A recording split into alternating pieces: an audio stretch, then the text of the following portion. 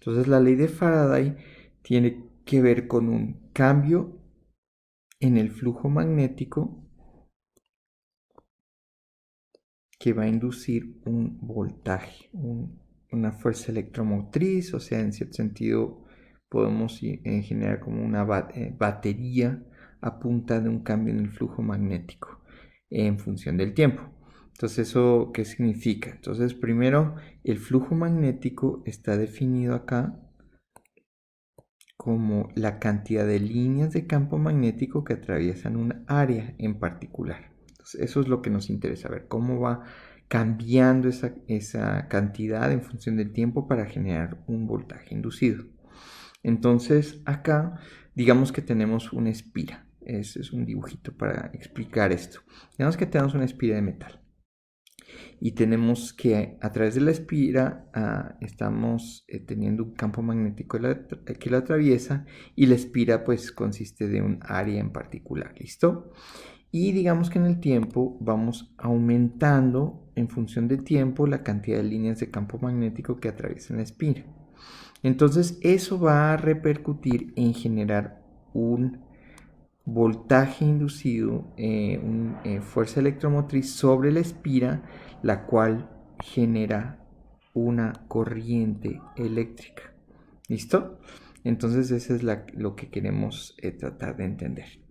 Bueno, apliquemos esta ley con un ejemplo en particular donde vamos a entender una corriente inducida en una espira debido a un campo magnético que va cambiando.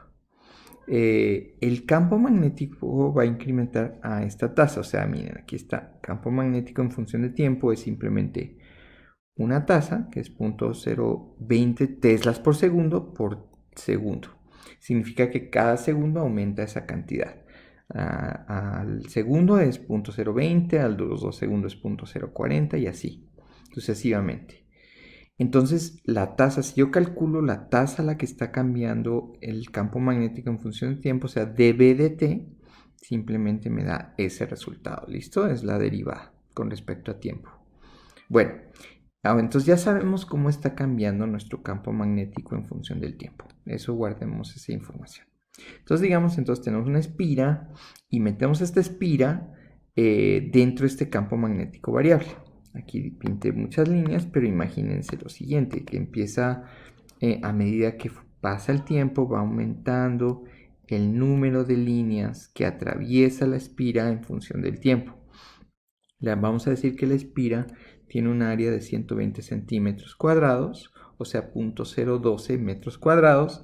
Y entonces lo que vamos a acabar pasando es que a medida que aumenta, ¿cómo se llama? El número de líneas de campo magnético que atraviesan la espira, se va a inducir un voltaje, una fuerza electromotriz sobre la espira que va a inducir obviamente la corriente. Entonces vamos a poder medir una corriente en nuestro amperímetro. ¿Listo? Entonces, digamos que nuestra espira y el amperímetro combinados tienen una resistencia total de 5 ohms. Entonces, vamos a calcular entonces la corriente inducida. ¿Cómo lo hacemos? Bueno, empecemos. Primero nuestra ley.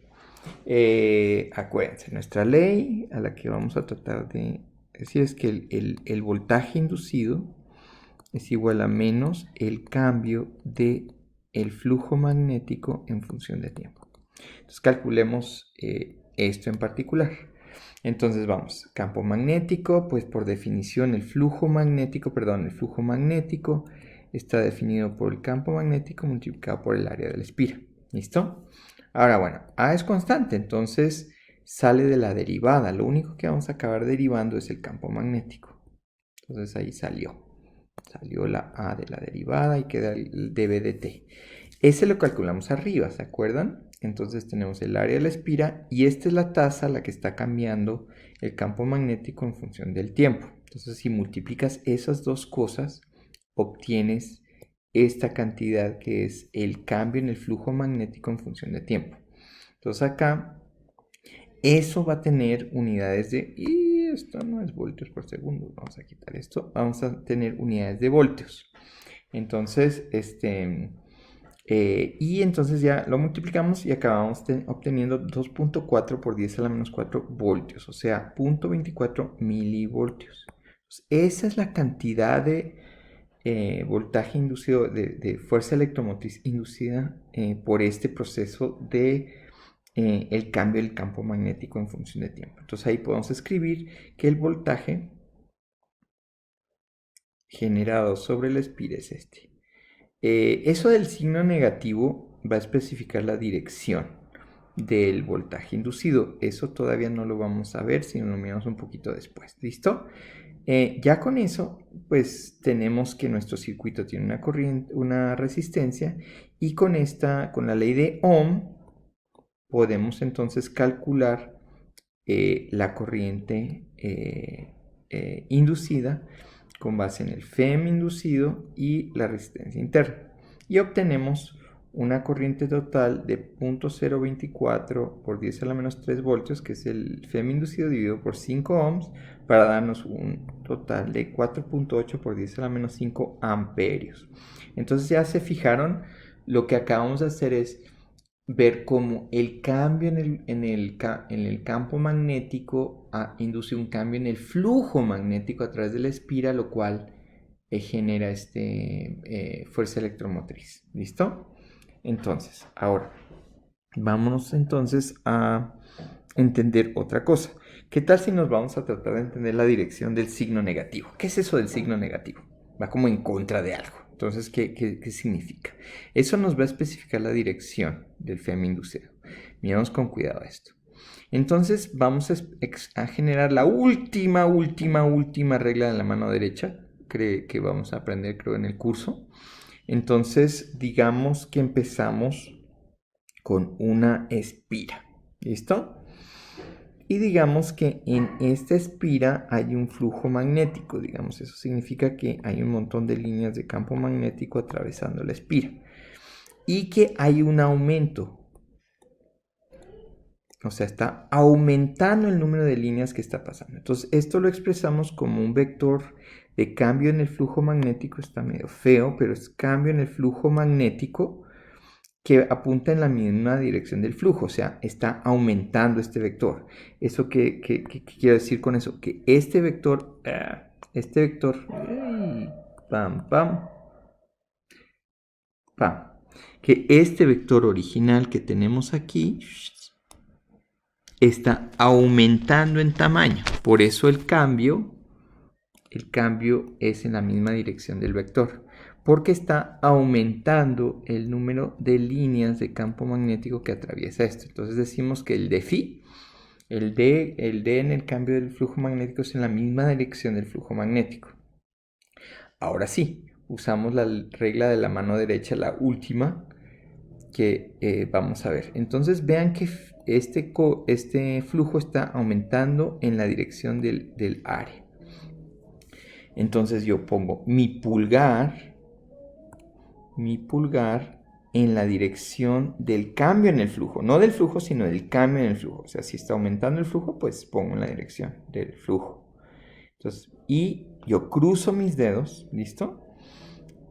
Pero al cruzar los dedos, el FEM inducido va en dirección opuesta a mis dedos. Esto es debido al signo negativo de mi ecuación, ¿listo?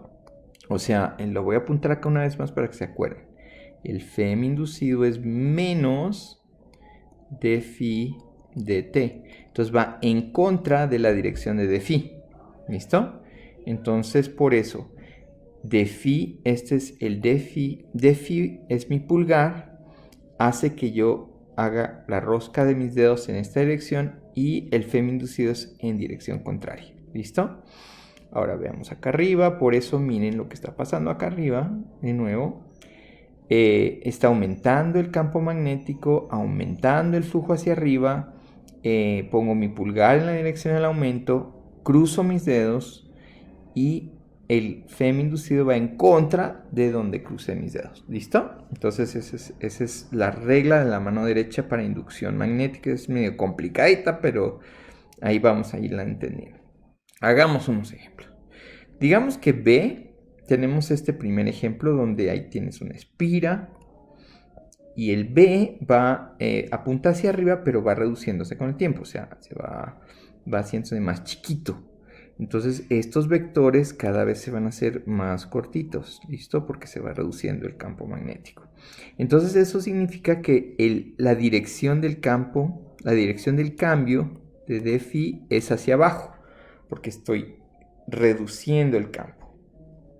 Entonces yo pongo mi pulgar en la dirección de esa reducción, cruzo mis dedos que son para allá y el campo inducido va a ir en la dirección opuesta debido a la regla que especificamos de la ley de Faraday. Por eso al final de cuentas el FEM inducido lo apunto en esta dirección. ¿Listo? Debido a que el campo magnético se está reduciendo. Vean que esto fue al revés de lo que se generó acá arriba. Aquí iba aumentando el campo magnético, crucé mis dedos acá en esta dirección, me fui en contra de mis dedos y ahí me apareció el FEM. ¿Listo? Entonces comparen esos dos ejemplos con cuidado. Hagamos un segundo ejemplo. Digamos que tenemos una espira que apunta hacia allá. Entonces pongan pausa en el video y digan para dónde va a ser el FEM. ¡Ay, qué bruto! Yo lo apunté aquí, yo no debía haber apuntado eso. Entonces pues ya les di la respuesta. Entonces va incrementando. Entonces si va incrementando, pues pongo entonces el de phi, el de flujo en la misma dirección del campo porque está incrementando. Cruzo mis dedos. Entonces yo cruzo, pongo mi pulgar. ¿Listo? Aquí está mi pulgar. En la dirección del cambio de phi, cruzo mis dedos que se cruzan para acá y acabo teniendo un FEM inducido hacia allá. Entonces por eso el FEM inducido es en esta dirección. ¿Listo? Y así sabemos la dirección en la que se va a generar la fuerza electromotriz inducida.